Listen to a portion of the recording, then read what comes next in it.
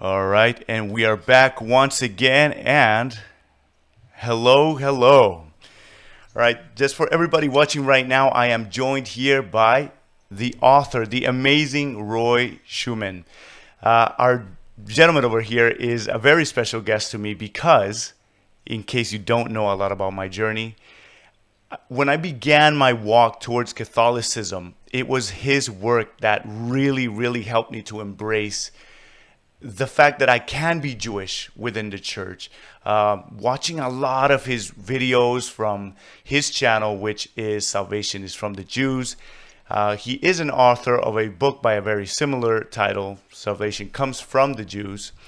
And Roy Schumann, if you are able to hear me clearly, I just want to make sure all is good.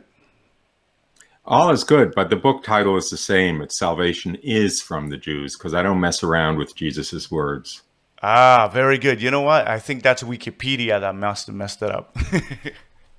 But excellent. Thank you for joining me here today. And where are you in right now?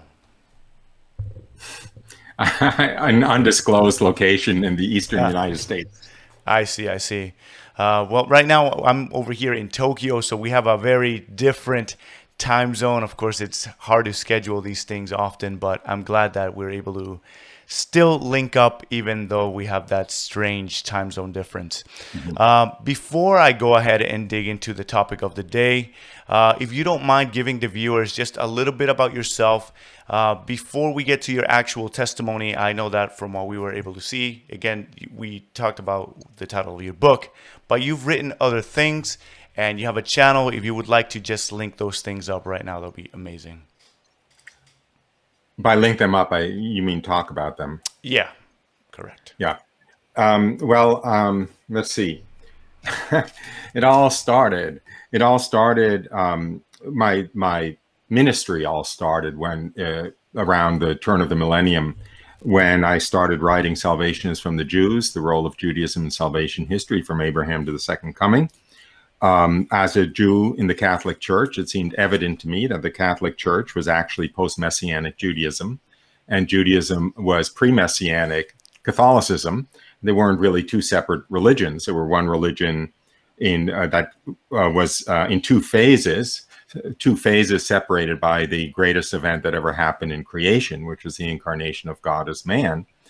The Jewish Messiah from the perspective before it happened, and Jesus Christ from the perspective after it happened, but the same person, needless to say. And that book was accepted for publication by Ignatius Press, which was a miracle in itself, since I had no credentials. And it led to speaking on EWTN and being on a lot of EWTN shows and being invited to give talks. And then I wrote another book, Honey from the Rock, which is just a collection of witness testimonies of Jews in the Catholic Church. Anyway, kind of morphed into this thing where I do a lot of radio, I do a lot of television. I have a daily live stream on my YouTube channel, which is Salvation is from the Jews on YouTube. I have a website, salvationisfromthejews.com, that has more information on me, as well as hundreds of hours of audio and video archives, all free. I did a number of series, YouTube video series. For instance, one called What is Judaism, which runs about 24 hours. I think it's in 12 two-hour segments that just basically discusses what Judaism is, from Abraham until 2021, and all kinds of things like that. So I think that's the answer to your question. Excellent, excellent. Thank you so much for providing that for everyone, the viewers as well.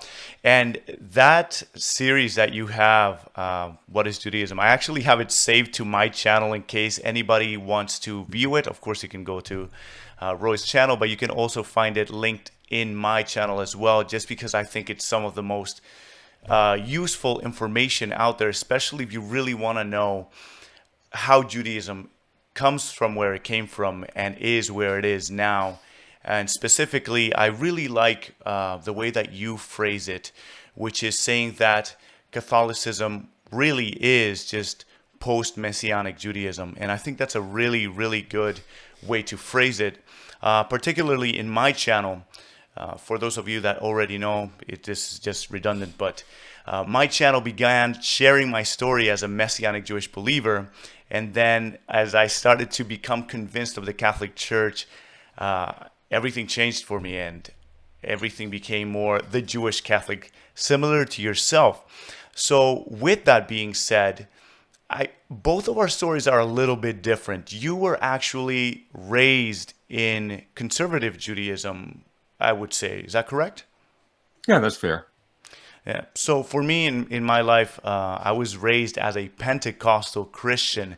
So these are both completely different. What would you say your day-to-day life looked like as a conservative Jewish person? Uh, can't really. I don't know. I don't know. It was normal. I mean, it was a middle class upbringing in a suburb of New York. My Jewish identity was the center of my identity. I went to Jewish religious education twice a week, after school and on Sundays. And I mean, I was pious, but I didn't have any daily liturgical practice or anything. I went to I went to Jewish Sunday school, and I went through different phases. I went through a neo-Hasidic phase where I became the disciple of a kind of hippie Hasidic rabbi. I see that you have at least one Jewish, Shlomo Karlbach, if that means anything to any of you. Yes, yes. And there were periods when I went to shul, probably pretty much every Sabbath. There were periods when I was Shomer Shabbat, or observing of the Sabbath, but they were a little bit few and far between. They were more when I was in late high school and early university. Excellent, excellent. Now, let me just go ahead and just add myself here. So you began in your life walking this way. What made it all change? Where did you start kind of departing, if you will, from that normative Judaism lifestyle? Well, I hooked up, so to speak, with Shlomo Karlbach in my senior year in high school, and so I was kind of in his entourage then, and the summer between high school and university. I went to MIT, and the beginning of my time at MIT, and that's when I was at the height of my observance. But then, probably by the end of my freshman year at MIT, I had adopted a style of life which was inconsistent with religious Judaism. And I also, I fell into pretty serious sin. And I also was intoxicated with the, MIT worldview, which was extremely, let's say, subjective when it comes to religion. I mean, that I guess you can believe anything you want to believe, but it's not because it's true. Right. And by the time I finished MIT, I was essentially atheist, although I still maintained Jewish practice because it was such a deep part of my identity. Right, right. That's interesting. For me, it was also around the college years when I kind of started separating from the faith. But again, for me, it was in the Pentecostal Christian lifestyle that it really began. And then I hit a point where I was just questioning everything. And that led me back into the faith. For yourself, of course, I've watched your testimony several times, and I'm sure many of the viewers have as well. But when I watch your story, I think that one of the biggest and most intriguing parts for me is the fact that your way into Catholicism really began through a special experience that you had in regards to the Blessed Mother. Could you share a little bit about that? I'll share about my experience with the Blessed Mother, but it's not really a completely complete description, because my path into Catholicism began when I had a theophany of God, God, which turned me fanatically religious, only I didn't know what religion this was because it was a direct experience. And then after a year of kind of floundering, praying to know who this God was and what religion it was, Then I had an experience of the Blessed Virgin Mary, which pretty much set the path towards the Catholic Church. So what part do you want me to talk about? Well, now that you mentioned about the theophany, if you will, what was it about that experience that really shocked you so much that it made you devout? That made you really Nothing. want to be like, It okay, didn't it's shock me. You'll have to forgive me, because when it comes to these things about God, I feel a compulsion to be very precise. So I don't right. mean to be rude, but I feel like God's over my shoulder, I listening to me. understand. So Yeah. I want to be careful. Nothing shocked me. I found myself very immediately in the presence of God in a very intimate state of communication, kind of mind meld, kind of a merging of minds where any question I asked, I was shown the answer to. And I was extremely aware of his personal involvement in my life and his personal love for me every moment of my existence. And I got the privilege of essentially understanding my life and everything about my life the way I will after I die, and I find myself in the presence of God. And so I understood what mattered and what didn't matter. I understood what I would wish I had done every minute of my life when I was dead and in the presence of God. And once I knew that, of course, priorities change. I mean, I Right. knew we lived forever, which I didn't know before this. Even as a Jew, I didn't know we lived forever, by the way. Oh, wow. Interesting. Well, I'm happy to debate any Jew about the Jewish teaching about the afterlife, but it's not as complete, let's say, as the Catholic teaching. Right. Anyway, so I knew we lived forever. I knew that we would be rewarded for all eternity for every action we did that was of value in the eyes of heaven, and therefore, all I cared about was being rewarded for all eternity and Sure. spending every minute doing something of value in the eyes of heaven, which is why I'm doing the show, by the Right. way. Very selfish reasons. Anyway, go ahead. No, that's excellent. Now I really want to dig into the Blessed Mother. But before we do that, the reason why I wanted to share this, I don't know if you remember, a long time ago, I had actually gotten in contact with you, and this is a little story for anybody watching. I didn't know who to reach out to. I seriously felt completely alone as a Jewish believer in Yeshua, Jesus. I had no idea that you could even be Jewish and be part of the church, especially when from the Jewish side, everybody told me that if I became Christian and I'm a believer in Yeshua, that you were basically throwing away your whole heritage. You were disowned from certain sections of your family, depending on how religious they are. So I felt really alone. And then I found your work and I emailed you and I told you about this really tough obstacle for me, which was the Blessed Mother. For you, as you said, you had this experience first, and then came in the situation where you had an encounter, if you will, with the Blessed Mother. But did you ever, before that, have any struggle, particularly with accepting, for example, dogmas related to the Blessed Mother? Before I had the experience of the Blessed Virgin Mary, Right. I had no relationship to Christianity. So I mean, Wow. I never really thought about the Blessed Mother, and I certainly didn't take seriously the story, of her perpetual virginity and so forth, and the virgin birth and the Immaculate Conception and so forth. I didn't know the Blessed Mother from Adam, so to speak. I mean, the only thing I knew about the Blessed Mother before I had the experience of her, literally, was from seeing Christmas creches occasionally at Christmas time and hearing Christmas carols like Silent Night. That's all I knew about her. So no, I didn't have any feelings about her at all. Interesting. Afterwards, I had huge feelings about her. Right. Can I respond to something on the chat stream from a Jewish viewer? Yeah, absolutely. Go ahead. Go ahead. Okay. I know this isn't a place to get into, one-on-one, but there's Yeah. a Jewish viewer who says Catholicism works 100% against Torah. And I think what he means by that is against Jewish law.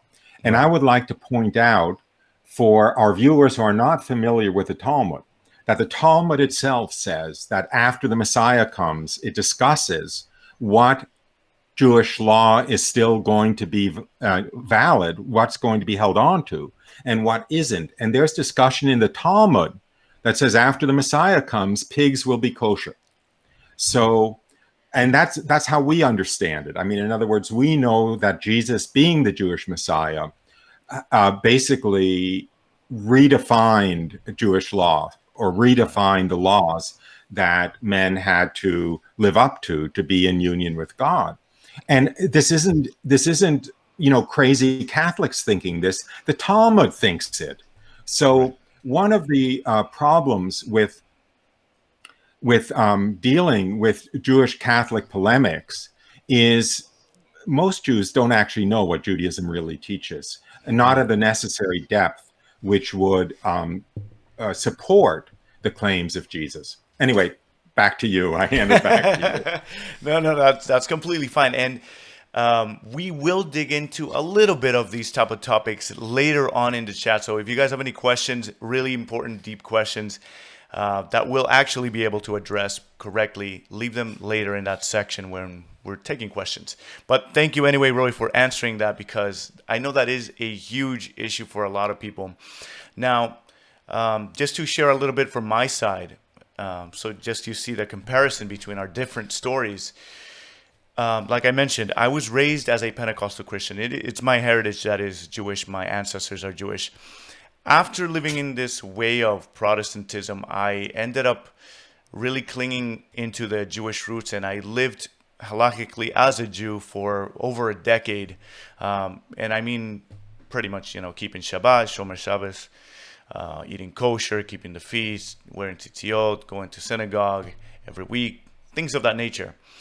But then what made me start going into Catholicism, if you will, was the desire for me to get to know what the real believers in Yeshua actually lived like. And I know that you know a lot about the Talmud. You've researched your things in that area. And that's all I knew. But then I had this feeling that I was missing something. So then I started looking at the Apostolic Fathers and what they thought. And it scared me because it seemed to me too Catholic. It was just so weird to me because when I read it, for example, if we look at Clement of Rome or Polycarp and all of these mentions of the Eucharist, and I was like, okay, there's something wrong here. This can't be. And I just want to, because I don't know, some of your viewers aren't aware of this. When you say Apostolic Fathers, you're talking about Christians so early on that they learned the religion from the apostles who were at the Last Supper. Right. So exactly. It didn't have time to get corrupted by Constantine and Rome and all of that stuff, because these people learned the faith from people who were at the Last Supper. Exactly. And that's the reason why I wanted to search with them first, because prior to this, what I was told is that after Constantine, everything became paganized. That's when the church went downhill. So, of course, my logic was go to the earliest. I started reading things like the Didache, which also spoke of the Eucharist as a sacrifice. And that also shocked me. For you, what role did the Apostolic Fathers play in your studies and research into the Catholic Church? None. I wasn't aware of them until much later. I mean, I love them, but I had no Protestantism in me whatsoever. So I had no other version of Christianity that I was dealing with whatsoever. I went straight from being an anti-Christian Jew to being hopelessly in love with the Blessed Virgin Mary, and knowing that she literally is the connection between divinity and humanity. Well, let me rephrase that, because I don't want to, diss Jesus. But from my experience of her, after that experience, I saw in that experience that all of the grace that flows from divinity into humanity flows through the Blessed Virgin Mary. So that meant, pretty soon that, we're talking about the Catholic Church. Right. So I didn't have to deal with any misconceptions about Christianity. Other than that, it was all fiction, which was a Jewish misconception about Christianity. I see. Yes, yes. All the strange stories that get told outside of Christianity. But I guess everybody seems to speak ill of the Catholic Church, whether it comes from the Jewish side or the Protestant side. There always seems to be some kind of persecution, if you will. But then again, Yeshua, this is what he told us would happen, right? That we would be persecuted as well. Now, because you have been speaking about the Blessed Virgin Mary, could you share a little bit about that experience that Sure. changed everything? After that initial theophany, I knew a lot of theological truths. I knew about divine providence. I knew about God's love. I knew about heaven and rewarding, being rewarded for all eternity and so forth. But I didn't know what religion this was, and I didn't know what God this was. And he wasn't the God of Judaism that I had grown up with, who was much more distant, and I'll just say distant, than this God was. So every night before going to sleep, I would say a short prayer I had made up to know the name of my Lord and God and Master, who had revealed himself to me that day. Now, I'm going to do a little digression. I'm a big believer in homemade prayers. I mean, I say the rosary, nothing wrong with, formula prayers. Yeah, But God is listening to us. God is listening to us. God loves us. God cares about us. If you think of God as a doting grandfather of yours or something, he doesn't only want to hear canned prayers. He wants to hear what's on your heart. He wants you to communicate with him. He wants to hear what you want from him heart to heart. And I know a Jewish convert, I don't know if you know of her, Rhonda Chervin, but when she began to hang out with some Catholics, and she was a totally atheist Jew, totally atheist. Her parents were hardcore communists, in fact. Wow. When she began to have some Catholic friends, her prayer was, God, if you exist, save my soul if I have a soul. Wow. And that was enough for Jesus to make himself known to her. Saint, I'm drawing a blank, French saint, turn of the century, evangelized the Muslims in Arabia, Claude Foucault. He was an atheist, and his prayer was, God, if you exist, I have to know. So that's my way of saying this was a homemade prayer that I would say before going to sleep every night. But it was what I wanted. It was what I meant, which was, to know the name of my Lord and God and Master, to reveal himself to me. Right. So a year after the first experience, I went to sleep. I thought I was woken by a hand on my shoulder and led to a room and left alone with the most beautiful young woman I could ever imagine. And just to be in her presence, to feel the love that flowed from her, was to be lifted up into a state of ecstasy greater than I ever imagined could exist. And I knew without being told it was the Blessed Virgin Mary. And I don't know how I knew that. I mean, I was just inspired, it was just like, put into my brain. And the first thing she said to me was she offered to answer any questions I might have for her. Amazing. So I asked her about 6 or 7 questions, which she answered. And then she spoke a little longer, and then the audience was ended, and I went back to sleep. And the next morning, when I woke up, I knew it had been Christ in that first experience. He had revealed himself to me in his divinity, not in his humanity. So he didn't look like, which side is it on? He didn't look like that picture back there. It was really pure divinity. But anyway, I knew it had been Christ, and I knew who the Blessed Virgin Mary was. In particular, I knew that she was, I'll just say, the most exalted of creatures, that she, although she was pure creature, which is, by the way, one of the things she told me, nonetheless, God uses her as the conduit, the pipeline between divinity and humanity to carry all the graces that he sheds on humanity. Right. And I saw that. So that's my answer, I guess. That's the short version of what happened with Mary. No, that's excellent. And you know what's interesting? The way that you were just describing the Blessed Mother, it literally sounds to me like if we were in ancient Israel, if you were describing the Ark of the Covenant, And that's one of the things that for me actually helped me to be able to embrace the Blessed Mother intellectually. Just understanding her through the lens of typology and seeing her as the new Eve, the Ark of the New Covenant, and all of these things. Now, for me, as I mentioned before, it was a real struggle to embrace the Blessed Mother. But what I find interesting about both your story and my situation is that it really seems to be triggered in a different way when she steps into the scene. And what I mean by that is that I remember, of course, right now we're in the middle of a health situation around the world where, for a year and a half, churches have been locked down around the world and it's been chaos. For me, I was in the middle of discovering Catholicism while all of this is happening, and I didn't have a church to go to. But then they ended up opening, and you needed to make reservations, so I RSVP'd. That same night, when I finally RSVP'd for my very first Mass, I was in this state of half asleep, and I see in this weird state, I couldn't even tell if I was asleep or awake. But what I see is the church that I was going to go to, the actual temple itself, if you will. And while I'm there, I see a lot of people that are so happy. I see families, I see children laughing and smiling. And everybody was so excited about the Eucharist.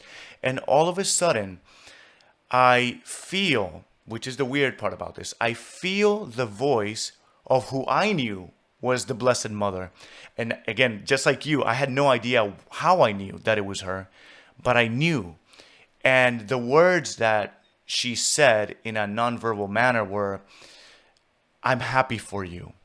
In other words, saying that she was happy that I actually made the move and stopped being a chicken to actually go to my first Mass. And then from there, I had other experiences. Like one that I like to share is one time I was in the train. So I live in Tokyo, and the way of transportation pretty much everywhere is via train. I was on the way home, and all of a sudden, I get super nauseous. I felt like I was going to pass out. I was sitting down, thankfully, and I closed my eyes because I knew that I was about to pass out. I was holding onto my backpack as tight as I could, and I feel myself getting dizzy. All of a sudden, again, I hear that familiar voice, which is not audible, but something that I felt rather. And I knew it was the Blessed Mother.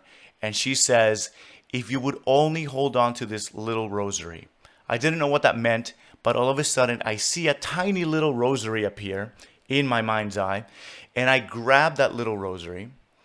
And I kid you not, immediately I felt better. The cold sweats that I had were gone. I felt energized. I felt fully alert. But I waited because I assumed that this was perhaps a placebo effect. So I didn't want to make a big deal out of it. And I'm like, okay, let me see if I'm going to get sick again. I'm just going to wait. I get off the train. I immediately call my wife and I told her, "Honey, I have to tell you what just happened to me." I told her this story. And just these little things really led me into understanding that the Blessed Mother is not just a random Jewish girl that happened to give birth to the Messiah, but that she is a huge part in salvation history. Now, before we continue into the next part, which is basically what it's like to be Jewish and Catholic in the church today, was there anything else from your personal story or testimony that you would like to share before we dive into that area?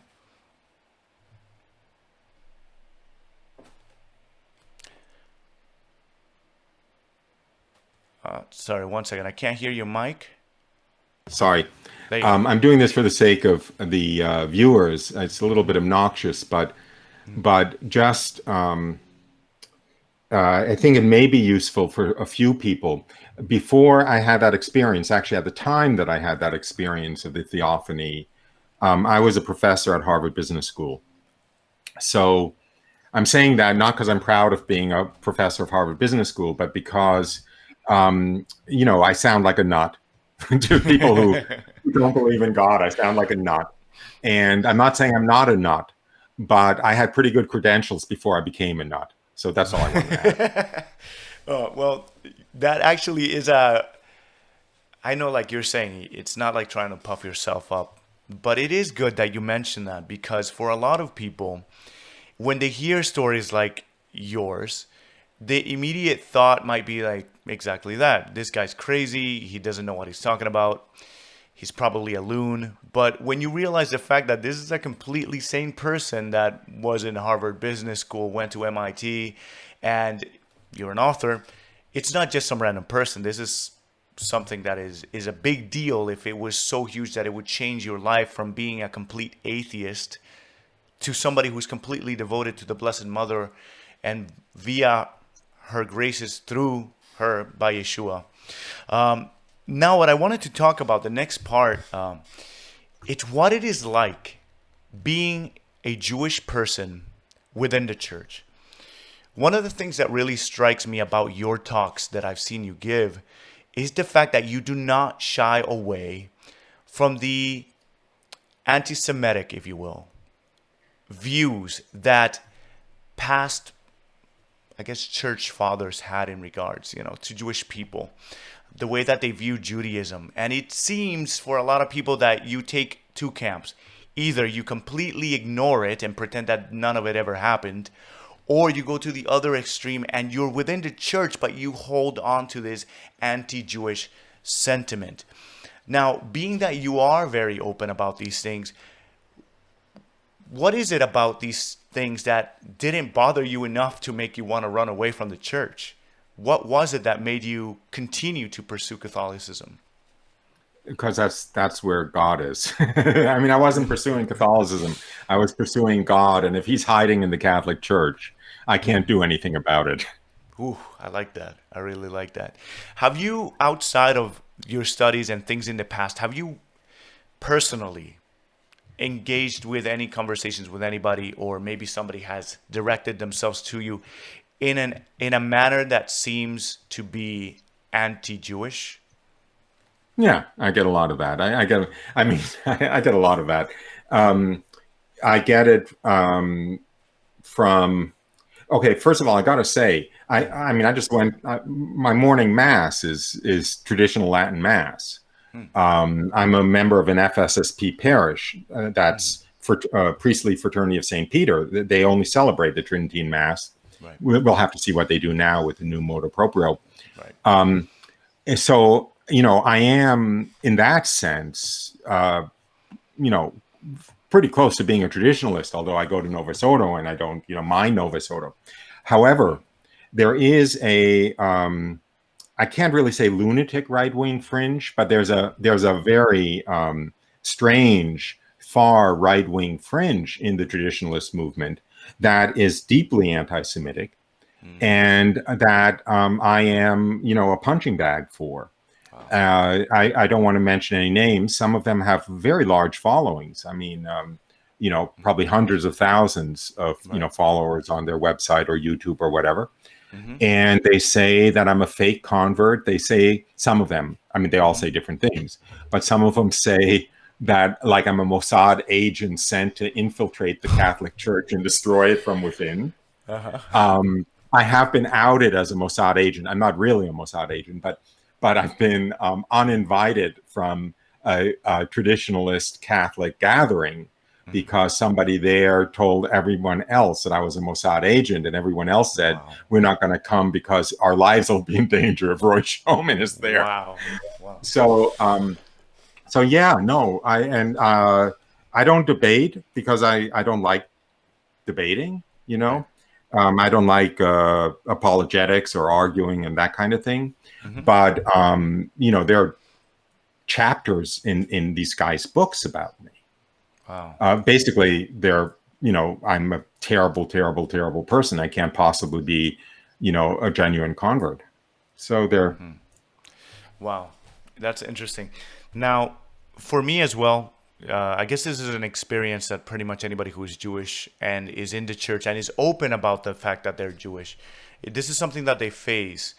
But then there's another side that I've had to deal with, and that I wonder if you've dealt with yourself, which is from the other side, from the Jewish side, that they treat you as a leper and that you've rejected everything. How has that been for you? Well, that's happened too. You're doing something right if everyone hates you. on both sides. Right. I Yeah, no. The actually um, most Jews. I mean, my rabbi, hometown rabbi, growing up, who expected to be my father-in-law, Mm, um, he got very vicious. I mean, the rabbis that I was a disciple of when I was mm, growing up, right. they got very personally vicious, and they probably felt like they nursed a viper in their bosom or something. Wow. Um, but other Jews, most Jews, are used to the fact that a lot of Jews apostatize Mm, and become Christians, and they decide it's because they, like blue-eyed blondes and wanted to marry one, or they were tired of not being allowed into the good country clubs, or they, want to be accepted or whatever. mm-hmm. And so they usually trivialize the rationale for apostatizing to Christianity, but they're very used to it, and they don't get super hot under the collar unless they're your father or your hometown rabbi or something like that. Right. Now, in the YouTube sphere, your comment section is open, if I'm not mistaken. So I'm assuming there you also get these type of things. How do you contain yourself from not actually responding to this type of attack that could come from either side? What keeps you strong enough to actually not engage? Well, I basically I ban them from the channel. I mean, it's very easy on YouTube to Yeah. I forgot what it's called, but you can Mm-hmm. just click to the right of the comment, and that user or whatever you call it Mm-hmm. doesn't have the right to comment anymore. Right. And that's basically what I do. I mean, one of the things the devil does. I don't know how much. Actually, I was going to ask you, when the Blessed Virgin Mary, you had that experience in the train. Yes. Where were you coming home from? From work, actually.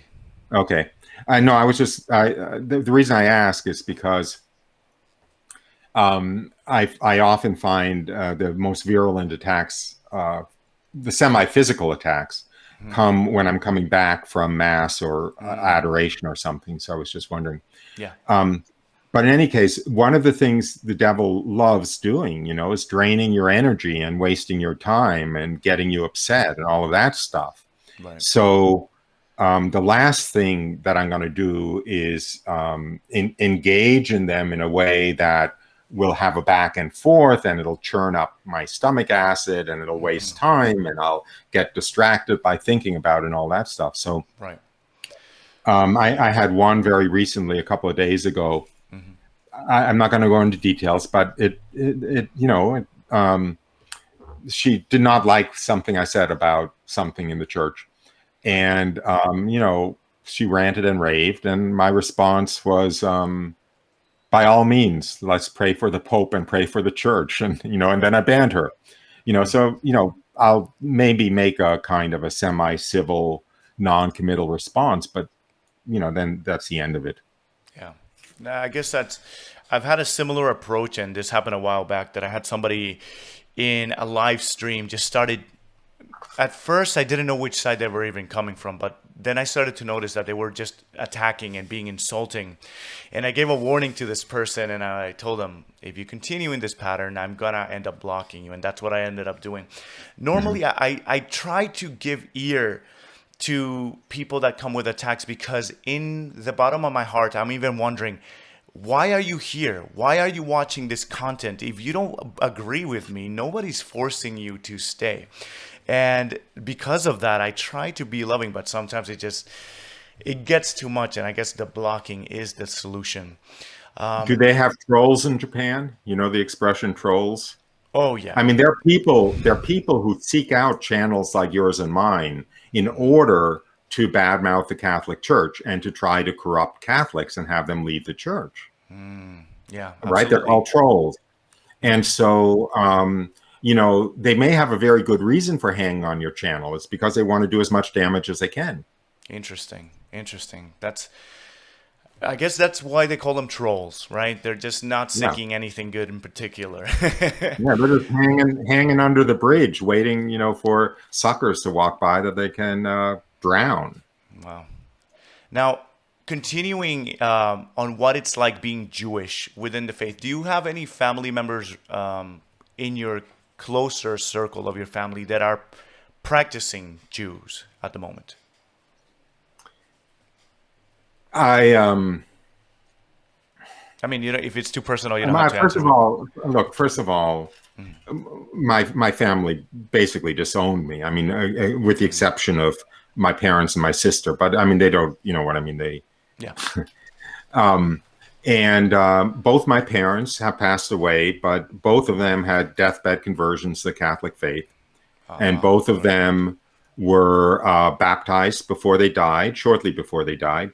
Jesus actually appeared to my father just before he died. That's what got him to change his views. It's amazing. And my mother, it was a more gradual process, but it was supernatural. And she actually received, she never received the Eucharist, but she was baptized, she was confirmed, she was vested with the brown scapula, she was given an apostolic blessing, and she was giving last rites, and she was buried all in the Tridentine Rite, by the way. Wow, that's amazing. So they ended up really good. Although in the case of both of them, until in the case of my mother, about 2 months before she died, she was virulently opposed to my conversion. And my father, until Jesus appeared to him, which was about 3 weeks before he died, was virulently opposed to my conversion. And the rest of my family, to tell the truth, they identify very strongly with their Judaism, but I wouldn't consider themselves good Jews. Wouldn't consider them good Jews. I mean, none of them, they may make a gesture. I mean, they may not have pork or lobster at home, but they're certainly not kosher. They're certainly not Shomer Shabbos. They don't observe the Sabbath. They have women rabbis. I have I don't know how to put it, but in my cousin's family, there's a woman rabbi. Everything's a joke, and Jewish ethnicity. There isn't any real God at the other end of their Judaism, which, by the way, I don't want to offend anybody. I turned off your comment stream because I didn't want to be offended. But it's all too prevalent in Judaism. And the big danger in Judaism is making Jewish identity into God rather than having Judaism be a way to God. Wow. That is actually extremely deep. And I think that's one of the things that I've begun to notice in the past couple of months as well. Specifically because I still try to stay in touch with what rabbis are teaching, specifically online. These are the influencers, if you will, in the Jewish world right now. The ones that have channels and they promulgate their own messages. And I see how the followers or disciples or viewers of these rabbis are so devoted either to the rabbi themselves or to the Jewish identity that I don't see where God is in the mix. It's more about the practice itself than it is having that connection with God. Now, the reason why I was asking before if you have any family that is Jewish or in the process of converting or anything like that is because I wanted to know if anybody was in my situation, which is, and I think I mentioned this in our previous talks back in the day, which was I still love being Jewish, right? So I hold on to my heritage in the sense that I practice some of the things. I keep Shabbat to the best of my ability. I eat kosher. I still wear a kippah. And all of these things. Does it seem weird to you that somebody like me would be doing these things still as a Catholic believer? First of Don't all, worry, I wouldn't be offended. No, I'm a big proponent of what St. Paul said, which is essentially, if you fast for the glory of God. If you feast for the glory of God. If you, if you're doing these things to reverence God, reverence Jesus, as a matter of fact, then, I don't see why they would be offensive. I wear tallis in my morning prayer. Oh, wow. That's the fringed prayer shawl for the Gentile viewers. And it's actually I mean, I would wear something else. I mean, but it's actually very useful if you're going to go into prayer mode Hmm. to do something which separates you physically from not being in prayer mode. That's why Right. I lit that candle, by the way, back there at the beginning of the Yes. show. Yeah. You know, that's something you can do to kind of officially make this prayer mode. Absolutely. I pray the Jewish holidays, but I don't Mm. pray them. I pray them in the light of Christ. Of course. But you know, I'm very aware when it's Tish B'av. I'm very aware when it's Yom Kippur. I'm very aware when it's Rosh Hashanah. Hmm. And you know, I turn my prayer on those days into a kind of flavored prayer for the conversion of the Jews in the light of what that holiday is nominally about, so to speak. Hmm. So no, I don't think it's weird at all. It's a little dangerous. It's a little dangerous because Yeah. it would be wrong if you thought it was nor if it was a if you thought it was a moral imperative on you. Right. I think the church is actually unambiguous about that. Hmm. You're in big trouble if you think it has salvific value. That's correct. But if you're doing it because it's, you know, where your heart is, and you know, you're uniting. Look, I mean, Edith Stein, who Hmm. everybody knows, I hope, Yes. you know, when she went to the gas chambers at Auschwitz, when she was taken away, first of all, by the Gestapo to the train to Auschwitz, she said to her sister, who was taken away at the same time, they were in a Carmelite convent, "Come, let us go for our people."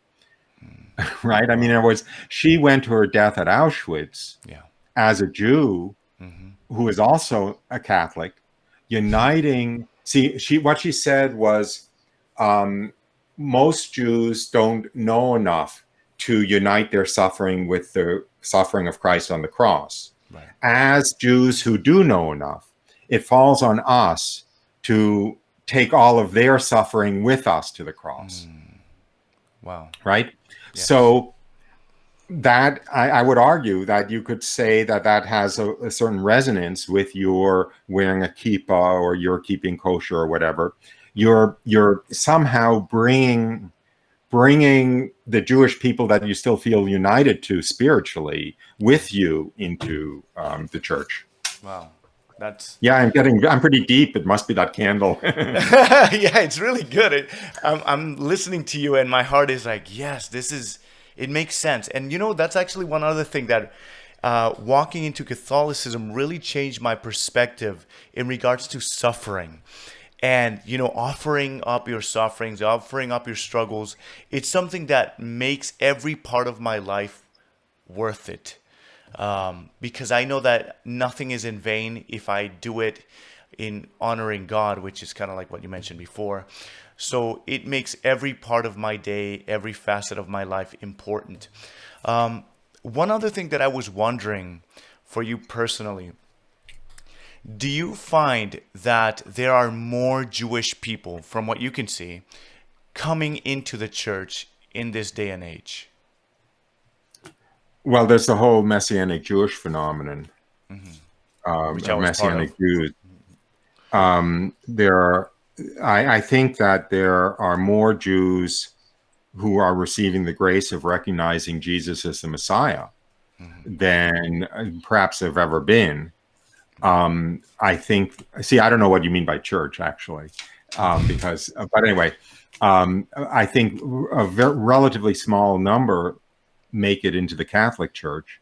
Right. And I think that's because the Catholic Church doesn't believe in the conversion of the Jews or evangelizing the Jews to the extent that it should. I mean, technically it believes in it. I mean, you know, Right. it's still in the doctrine, Hmm. but pastorally, you know, it's hard to find much interest Hmm. among in the Catholic hierarchy for evangelizing the Jews Right. or even encouraging, you know, entry into the church. Yeah. For me, what I seem to find in that regard is that because of the heritage, not heritage, but because of the things that have been seen throughout the history of the church, in the Catholic Church, we have seen, like we spoke about before, these things that are perceived as very anti Semitic, I feel that the church now kind of feels guilt and doesn't want to force itself against anyone. So it came from a very strong point of view. Let's convert everybody into let's leave the Jews and give them their space. From my side, That's though, anti-Semitism. yeah, Rosalind Moss says there's no greater anti-Semitism than withholding the Jewish Messiah from the Jews.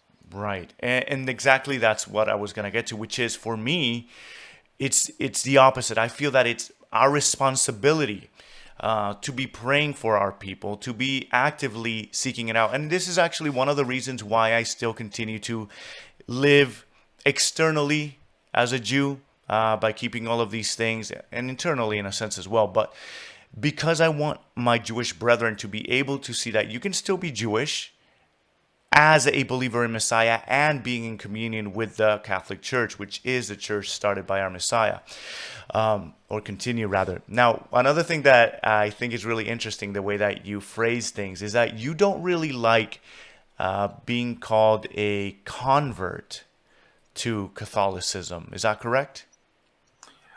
I basically just use that as a springboard to do my shtick more than anything else. I don't mind being called a convert, but I like to also correct people and point out that the church is composed of Jew and Gentile, and I'm a Jew in the Catholic Church, which starting with St. Paul. I mean, St. Paul talks about the church being composed of Jew and Gentile until the second coming. Right. So, and I also like to have the opportunity to say, look, I was a Jew before I became a follower of the Jewish Messiah. How come becoming a follower of the Jewish Messiah makes me no longer a Jew? It makes me more of a Jew. That's right. I didn't go over to the enemy, Right. which is what Jews think. We own the Catholic. We own the Catholic Church. Now I'm really sounding like fodder for anti-Semites. But in a way, we started out owning the Catholic Church, and we let it slip out of our hands by not entering it in great numbers, while all the Gentiles entered in great numbers. So now it looks like, it belongs to the Irish, or, belongs to the Poles or something, but it's supposed to belong to the Jews. That's true. That's true. But what we see I'm in kidding. Scripture I'm too. kidding. But I think there's a little bit of truth to this, in the sense that it really did begin with the Jews. That's why your channel is what it is. Salvation is from the Jews. But the reason why I asked if you were seeing personally an increase of Jewish people coming to faith in Yeshua, and particularly the church, is because that's what I'm seeing. And that's kind of what led me to want to create this content that I put out, which is to help my Jewish brethren, number one, to be able to see that they can be Jewish within the church, but also to help our Gentile brethren to see that we're not some alien people. We belong here. This is where we're supposed to be, right? We're supposed to be part of the church, because being in the church means being in covenant with our God. Now, when it comes to the church nowadays, I think it is very passive in regards to their outreach for Jewish people. What could Gentile brethren do to be more inviting for Jewish people? What do you think would be a strategy? Well, the first thing is to pray for the conversion of the Jews, and to maybe, I don't know exactly how to put this, but simply consider the situation, the true situation. The first time I gave a kind of model Seder at a Catholic parish after I became Catholic, one of the women cornered the pastor in the kitchen and said, "How dare you let him stand up there and say Jesus was Jewish?" Wow. So the That's first step is actually to become more conscious that Jesus was Jewish. St. Peter was Jewish. All of the apostles were Jewish. The Blessed Virgin Mary was Jewish. You being the Gentile Catholics, You owe the church to the Jews. You owe the incarnation to the Jews. You owe the purity and nobility of the Blessed Virgin Mary, in some sense, to the Jews. Right. Your heart should go out to the tragedy of the people to whom God revealed himself missing the boat. And missing the boat, in part because of mistreatment by misguided Christians over the centuries. I mean, there's no question about that. Right. And so I say the first thing is to kind of get a kind of heart for the situation of basically the tragedy of Jews not having the Jewish Messiah, because just thinking that way is going to produce implicit prayer. Another thing is paragraph 674 of the Catechism of the Catholic Church says, quote, "The glorious Messiah's coming is suspended every moment of history until his recognition by all Israel." Right. I mean, I don't know, but you look around and we might be getting close to the second coming. Who knows? Oh, yeah. But there's nothing wrong with praying, "Come quickly, Lord Jesus." We're supposed to pray for the second coming, right? Amen. So, and their second coming can't happen until there's a conversion of the Jews. Right. So, share the reason I called the book "Salvation is from the Jews" is I think that it would be really good if Catholics, when they are talking to Jewish friends or relatives or whatever, if they just reflect to them how wonderful they think it is to be Jewish. That, wow, Saint Ignatius of Loyola was accused of having Jewish blood. You probably know the story of the Moranos and the Conversos and stuff. Correct. And what his response was, "It's not true. I don't have Jewish blood, but if I did, I could imagine no greater honor than being related by blood to our Redeemer." Wow. Yeah, that's right. So I think it would be useful if Catholics reflected this respect. I mean, Catholics know the Jews are the chosen people, actually, right? Yeah. Because Jews don't know what they were chosen for, because nothing seems to have happened, right? Right. But Catholics know what they were chosen for. They were chosen to bring salvation to all of mankind through the Messiah, which they did do. Right. So I think that if a Jew could see through Catholic eyes the nobility of Jewish identity and of being Jewish, that would in itself help. Wow, that's amazing. So I guess part of our job would be that as well as Jewish members of the church, which is let our Jewish brother know that we've not been forsaken, that there was a purpose, and that purpose has been fulfilled. And it just means that we can go together to continue to spread this goodness, the light of the Messiah. Before we end, because I don't want to take too much of your time, do you mind if we take a couple of questions from the audience? No, sure. All right. So everyone that's watching right now, if you have any questions for Roy or myself, please go ahead and leave them down in the comment section below. We're just going to leave it for about 10 minutes. We're going to do a quick, just going through every question as quickly as we can. So go ahead and leave your questions down below. I'm going to run through the comments and see if I see anything interesting as well. But go ahead and leave your questions right now. Let me see if I spot anything interesting here. Let's look. Daniel, do you have any good Hebrew songs to listen to while meditating? There's one by Harpa Dei. It's a group called Harpa Dei, and they have the Hail Mary, so the Ave Maria in Hebrew. It's beautiful. They have a lot. Have you heard that one? Yeah, I'm friends with Harpa Dei. Oh. As a matter of fact, every time I take a pilgrimage to Israel, we're accompanied by Harpa Dei, and they provide the music at our Tridentine masses. Wow. So it's pretty out of this world. But they have a lot of songs in Hebrew, actually. They have the Our Father that they sing in Hebrew.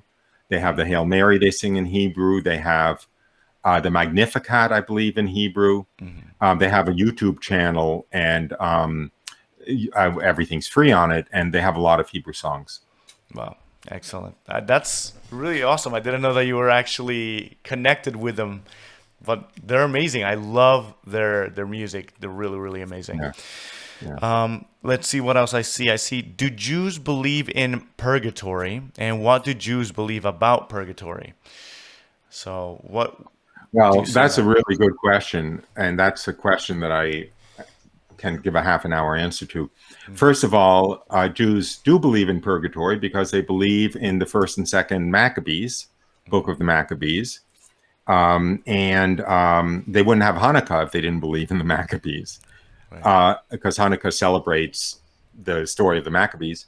right. And in there, it says explicitly, I think it also says in the book of Tobit, but I'm not sure, Hmm. in the book of Maccabees about the importance of praying for the dead if they die in apparent sin, That's right. which is the case because these people had pagan amulets on when they died. Hmm. So obviously, if they are in hell, there'd be no reason to pray for them. If they're in heaven, there's no reason to pray for them.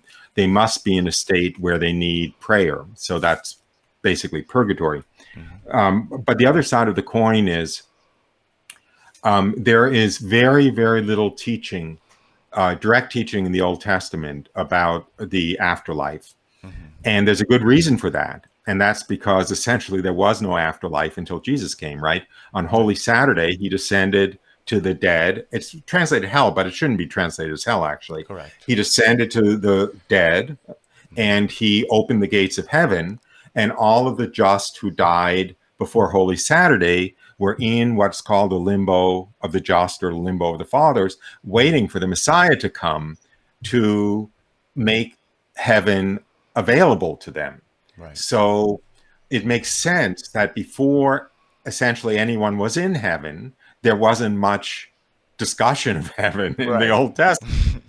Absolutely. Excellent. Now, another question that we have over here. Let's see. No, actually, that's not a question. That's a comment. Okay, this one says, and I'm actually going to put it up. Roy, have you thought of collaborating with the group One for Israel?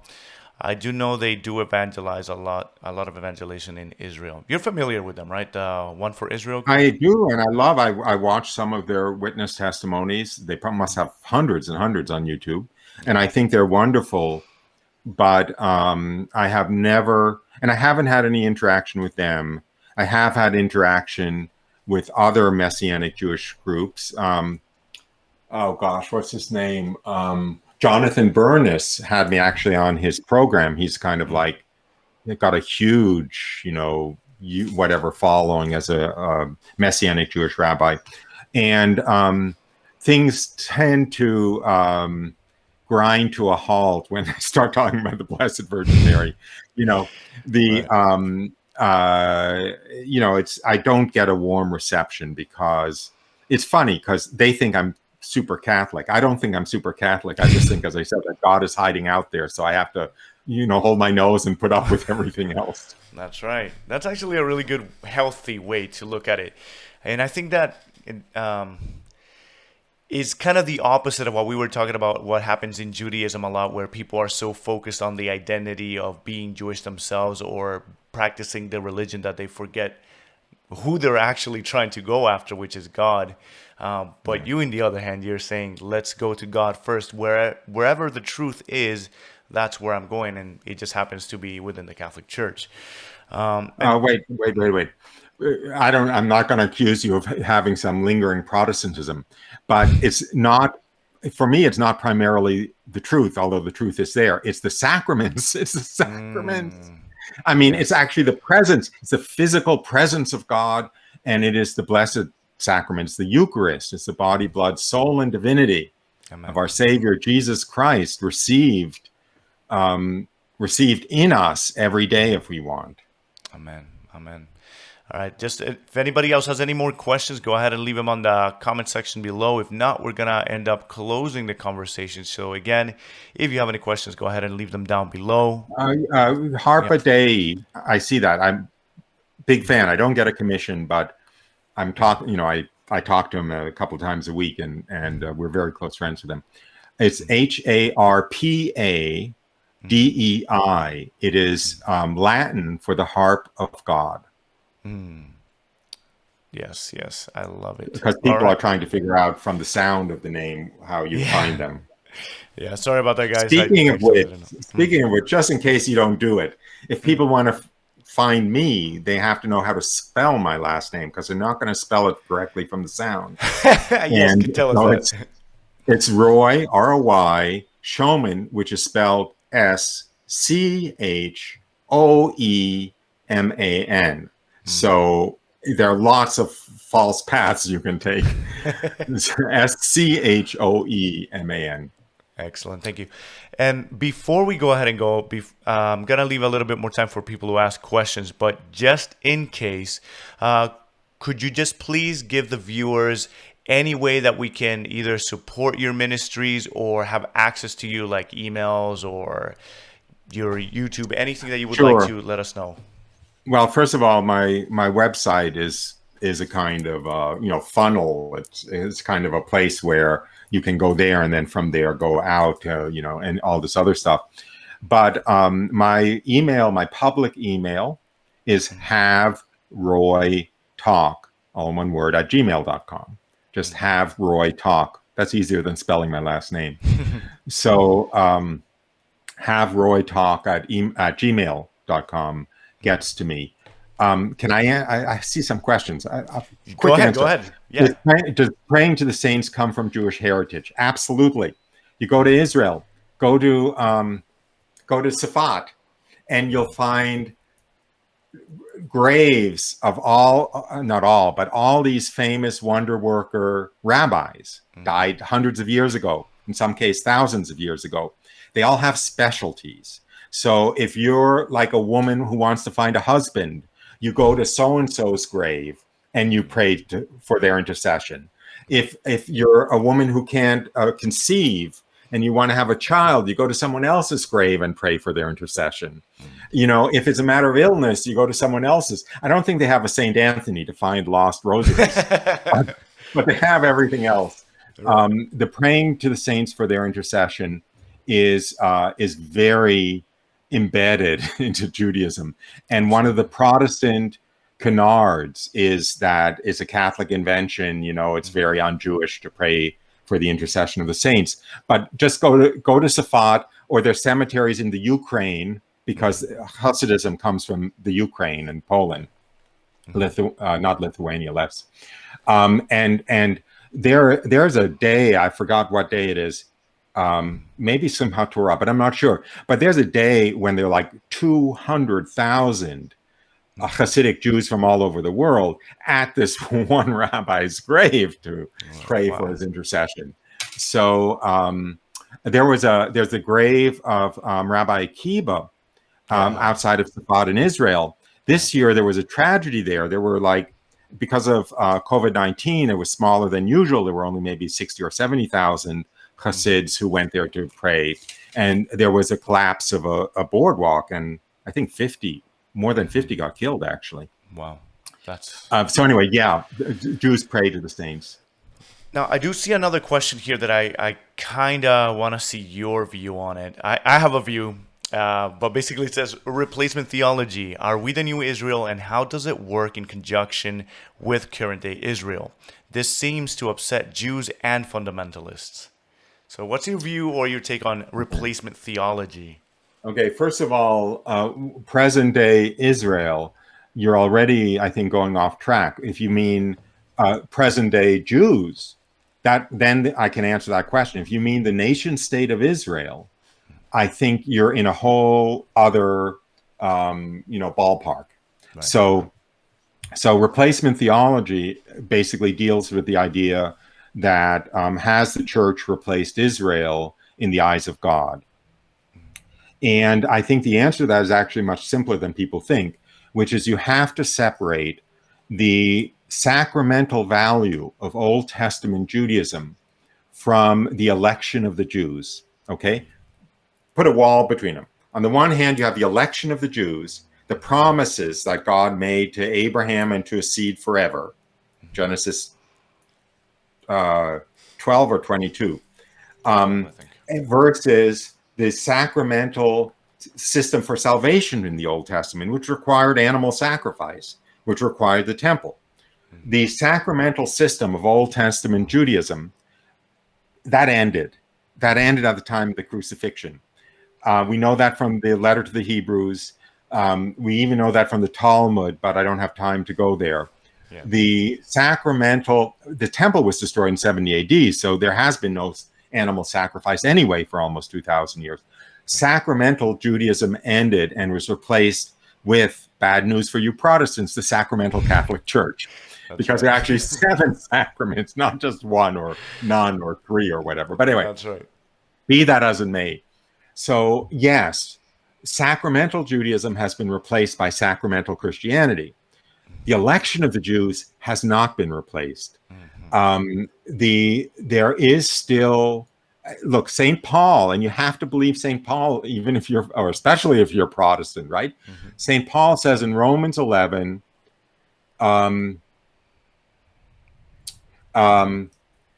as regards the gospel, they are enemies of God for your sake, but as regards election, they are still beloved of God for the sake of their forefathers, for the gifts and the promise of God are irrevocable. Amen. I think that's 11:26 or something. Yeah. In the letter to the Romans. And of course, the recent popes have repeated that. John Paul, that line was repeated in Nostra Aetate in Vatican II. It was repeated by John Paul II. It was repeated by Benedict, and so forth. So, but as regards election, they are still beloved of God for the sake of their forefathers, for the gifts and the call of God are irrevocable.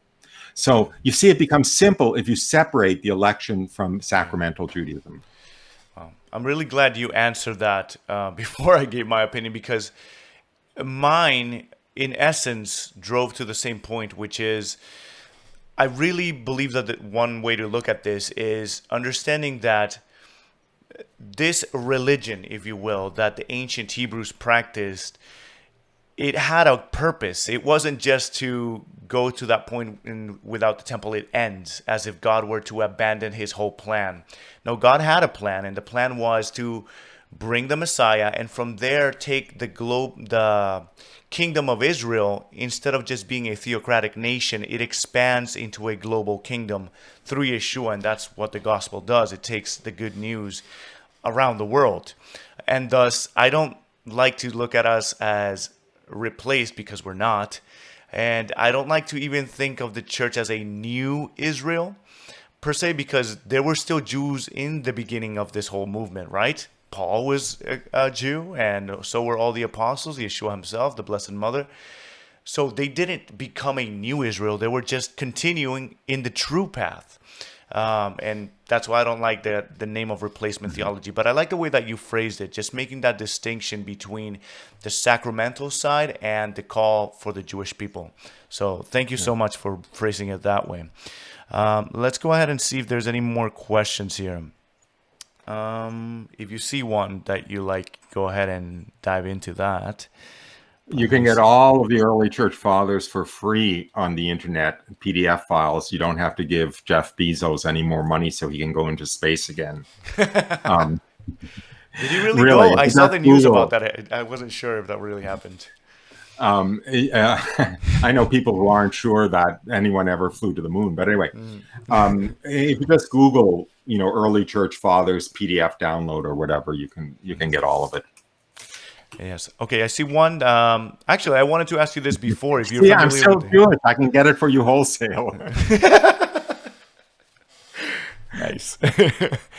Somebody's asking, are you familiar with the HebrewCatholics.net? So that's the Association of Hebrew Catholics. Yeah, I'm very familiar with them, and I'm good friends with the head of it, David Moss. Yeah. I have some theological differences, but as David Moss says, 2 Jews, 3 opinions. So that's right. What do you expect? Right. Exactly. We'll have to talk about that another time, because I'm interested in your views. Let's see what else we see here. I heard about a story where Julian... No, that's something else. Sorry, I'm just trying to see if I find any actual questions. I see that everybody's commenting. Have either of us met Andrew Clavin or Clavan? I'm not really sure. I haven't. I don't think. I don't know who he is. No idea either. But anyway, I think that this is good. I think this is a good place for us to wrap up our conversation. Do you have any last thoughts you would like to share before we conclude? I'm burned out. It's been a good conversation. It definitely has. I want to thank everybody who has left thumbs up. I hope that you're all happy with this conversation, and I'm so glad to have had Roy here with me. Thank you so much for uh, not just this conversation, but all the content that you have put out, because it really has helped me. Your testimony in particular, but then, like I mentioned, that playlist where you talk about what is Judaism. Oh, So thank remember, you I'm for being Jewish. here. I have some things to sell here. I forgot. Yes, tell us about them. Tell us. These are the books. Whoops, wrong one. Salvation is from the Jews, the role of Judaism in salvation history from Abraham to the second coming. Yeah. You see the picture on the covers of Abraham binding Isaac, almost sacrificing Isaac, which it's on the cover because, of course, Mount Moriah, where that happened, is Mount Calvary. And as Abraham took his only beloved son with the wood for his own sacrifice on his shoulders and bound him to the wood to offer for sacrifice on the top of Mount Moriah, God, 2,000 years later, took his only beloved son, laid the wood for his sacrifice, the cross, on his shoulders, took him up the very same mountain, and did offer him as the true sacrifice for all of us. Amen. So Abraham's binding of Isaac is a clear prefigurement of Christianity, which is what Judaism was all about. And this was the beginning of Judaism. So it's also the end of Judaism was when it was fulfilled in some sense. Mm-hmm. Honey from the rock, 16 Jews find the sweetness of Christ. The picture is of Moses striking the rock in the desert, when during the Exodus. And the reason that's on the cover is because of Psalm 81, where God says, "In distress you called and I delivered you. I answered you in the secret place of thunder. I tested you at the waters of Meribah. O Israel, if you would but listen to me, I am the Lord your God, who brought you up out of the land of Egypt. Open your mouth wide and I will fill it. Oh, that my people would listen to me, that Israel would walk in my ways. I would feed you with the finest of wheat, and with honey from the rock, I would satisfy you." So he's making the contrast. He gave the Jews what they needed. He gave them water from the rock so they could survive in the desert. But what he really wants is for us to follow him with our whole heart, in which case he will give us honey from the rock and the finest of wheat, which is, of course, a reference to the Eucharist. So amazing. Wow. Deep. There you go. Excellent. Thank you so much for that. And we can find both of these books available through your site as well, correct? No, not really. It's too much trouble, especially people out of the country. You can find them on Amazon. Oh, no! Sorry to say. And they're both published by Ignatius Press. Right. So you can find them on Ignatius Press's website, and you can find them on basically any bookstore website. Amazing. Thank you so much again. All right. Thank you, everyone, for watching. Leave a thumbs up. Like I said, share this video if you enjoyed it and if you feel that it is share worthy. Have a blessed week. Shalom. Shalom.